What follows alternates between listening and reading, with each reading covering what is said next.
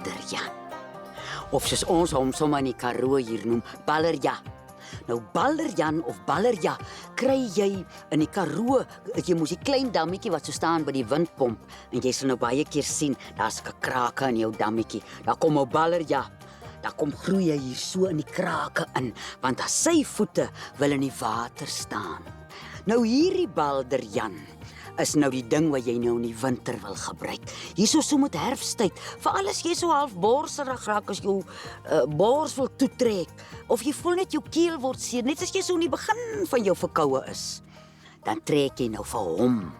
Ek sal nou van hom vat, ek gaan hom nie sy blommetjie vat nie, ek sal soveel vat. Kom ons meet hom.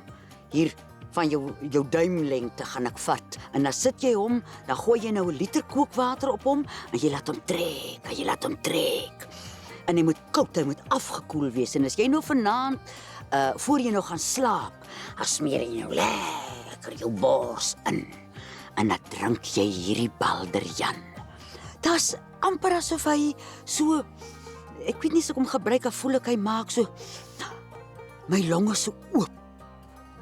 En mens kan hom ook vir klein kindertjies gebruik, vir 'n dingetjie wat sy neus so toe is, en hy's lekker. Hy's vreeslik lekker, en as 'n mens sukkel in die winter, ek weet nie of julle ook so sukkel nie, maar ek sukkel in die winter om my water te drink.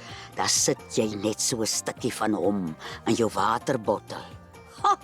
Die lekkerste water drink jy van Ballerja.